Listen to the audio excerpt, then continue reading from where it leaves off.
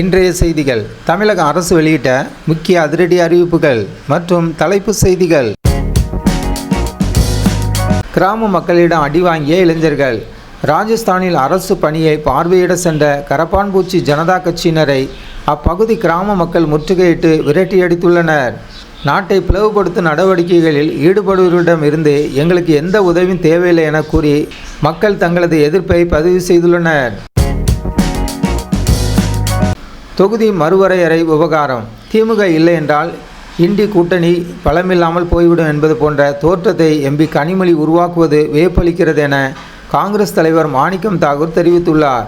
மேலும் யாராக இருந்தாலும் தொகுதி மறுவரையை ஆதரித்தால் அது கண்டனத்துக்குரியது என்றும் அவர் குறிப்பிட்டுள்ளார்.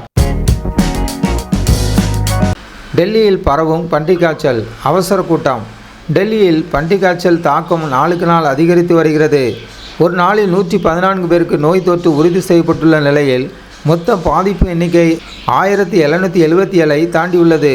இதனை கட்டுப்படுத்த மத்திய மற்றும் டெல்லி சுகாதாரத்துறை அமைச்சர்கள் இணைந்து இன்று அவசர ஆலோசனை கூட்டத்தை நடத்துகின்றனர். நடிகை சௌகார் ஜானகி மறைவுக்கு திரையுலகினர் இரங்கல்.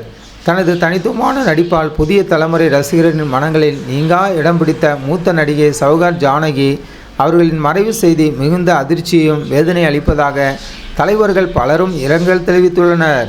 அவரை இழந்து வாடும் குடும்பத்தினருக்கும் திரையுலகினருக்கும் தங்களது ஆழ்ந்த இரங்கல்களை பதிவு செய்துள்ளனர். தேர்தல் பிராமண பத்திரம் குறித்து அமைச்சர் ஆதவ் அர்ஜுனா கருத்து. தேர்தல் பிராமண பத்திரத்தில் சொத்து விவரங்களை மறைப்பவர்கள் குறித்து பேசிய அமைச்சர் ஆதவ் அர்ஜுனா, எங்களிடம் என்ன இருக்கிறதோ அதை நேர்மையாக தேர்தல் ஆவணங்களில் கூறுபவர்கள் நாங்கள் என்று தெரிவித்துள்ளார். சொத்துக்களை குறைவாக காட்டிவிட்டு ஆடம்பர வாகனங்களில் வலம் வருவர்கள் போலல்லாமல் வெளிப்படைத்தன்மையுடன் நடந்து கொள்வதாக குறிப்பிட்டுள்ளார். எம்எல்ஏக்களுக்கு கார் வழங்கும் திட்டம் குறித்து விளக்கம்.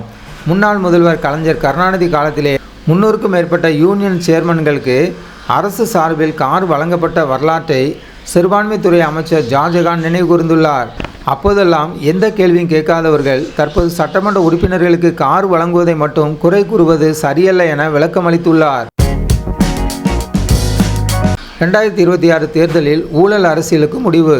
கையில் வேலேந்தி முருகப்பெருமான் சூரனை வதம் செய்தது போல சட்டமன்ற தேர்தலில் ஊழல், லஞ்சம் மற்றும் மக்களை பிரித்தாலும் மத சாதிய அரசியல் முற்றிலும் முடிவுக்கு கொண்டுவரப்பட்டுள்ளது என அமைச்சர் ரமேஷ் திட்டவட்டமாக தெரிவித்துள்ளார். நடிகை சௌகார் ஜானகி அவர்களின் இறுதி ஊர்வலம். நேற்று சென்னையில் காலமான பிரபல மூத்த நடிகை சௌகார் ஜானகியின் புகழுடல் அஞ்சலிக்கு பிறகு பெசன்ட் நகர் மின்மயானத்தில் தகனம் செய்யப்பட்டது. அவரது மறைவிற்கு திரையுலகினர் மற்றும் தலைவர்கள் பலரும் ஆழ்ந்த இரங்கலை தெரிவித்துள்ளனர். மின்சார கொள்முதல் ஊழல் விசாரணை தீவிரம். கடந்த திமுக ஆட்சி காலத்தில் மின்சார வாரியத்தில் அலுமினிய கண்டக்டர்கள் மற்றும் மின் கொள்முதல் செய்ததில் ரூபாய் 5000 கோடிக்கு மேல் முறைகேடு நடந்துள்ளதாக எழுந்துள்ள புகார் குறித்து லஞ்ச ஒழிப்புத்துறை தீவிர விசாரணையை தொடங்கியுள்ளது. மாநிலம் முழுவதும் பல இடங்களில் நடைபெற்ற சோதனையில் முக்கிய ஆவணங்கள் சிக்கியுள்ளன. ஊழல் கோப்புகளை முதல்வர் வெளியிடுவார். எதிர்க்கட்சி தலைவர்களின் கோரிக்கையேற்று முந்தைய ஆட்சி காலத்து ஊழல் கோப்புகளை வெளிப்படையாக திறப்பதில் முதலமைச்சருக்கு எந்தவித தயக்கமும் இல்லை என்றும் விரைவில் அந்த ஊழல் கோப்புகள் வெளியிடப்படும் என்றும் அமைச்சர் ராஜ்மோகன் அறிவித்துள்ளார். கார் வழங்குவது ஆடம்பரம் அல்ல. அமைச்சர் விளக்கம். கார் வழங்குவது ஆடம்பரம் கிடையாது என்று குறிப்பிட்டுள்ள அமைச்சர் ஆதவ் அர்ஜுனா, அமைச்சர்களைப் போலவே சட்டமன்ற உறுப்பினர்களுக்கும் பொதுமக்களுக்கு பணியாற்ற கார் மற்றும் உரிய வசதிகள் தேவையாக உள்ளது என்பதே அரசின் நோக்கம் என விளக்கியுள்ளார். அடுத்த 4 நாட்களுக்கு மழை தொடரும். தமிழகத்தில் வட மாவட்டங்களில் பகலில் வெயில் சுட்டெரித்தாலும் மாலை மற்றும் இரவு நேரங்களில் இடி மின்னலுடன் கூடிய மழை தொடரும் என தனியார் வானிலை ஆய்வாளர் கேமசந்தர் தெரிவித்துள்ளார். அதன்படி சென்னை, திருவள்ளூர், காஞ்சிபுரம் உள்ளிட்ட மாவட்டங்களுக்கு மழைக்கு வாய்ப்புள்ளது. மாணவர் மத்தியில் வைரலான முதல்வரின் சைகை. திருவள்ளூரில் நடைபெற்ற பல்கலைக்கழக விழா ஒன்றில் கலந்து கொண்ட பிரபல கிரிக்கெட் வீரர் ரெய்னா மாணவர்கள் மத்தியில் முதலமைச்சர் விஜயின் பிரபல சைகையை செய்து காட்டியது பலராலும் பகிரப்பட்டு வைரலாகி வருகிறது. திருத்தணி முருகன் கோவிலில் ரூபாய் 1.5 கோடி உண்டியல் வசூல்.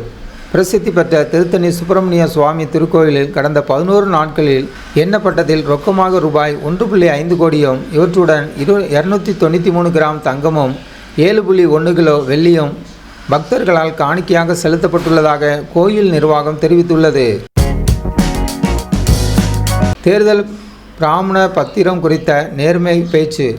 தேர்தல் பிராமண பத்திரத்தில் சொத்து விவரங்களை மறைக்காமல் தன்னிடம் என்ன இருக்கிறதோ அதை வெளிப்படையாக காண்பிப்பவர்களே உண்மையான நேர்மையானவர்கள் என்று அமைச்சர் ஆதவ் அர்ஜுனா விமர்சித்துள்ளார். டெல்லியில் தீவிரமடையும் பன்றிக் காய்ச்சல். டெல்லியில் பன்றிக் காய்ச்சல் பாதிப்பு நாளுக்கு நாள் அதிகரித்து வருவதால் ஒரே நாளில் 114 பேருக்கு தொற்று உறுதியானது. நிலைமையை கட்டுக்குள் கொண்டுவர மத்திய மற்றும் டெல்லி சுகாதாரத்துறை அமைச்சர்களின் அவசர ஆலோசனை கூட்டம் நேற்று நடைபெற்றது. மரியானோவா நியூஸ் சேனலுக்கு புதியவராக இருந்தால் மரியானோவா நியூஸ் சேனலை சப்ஸ்கிரைப் பண்ணுங்கள்.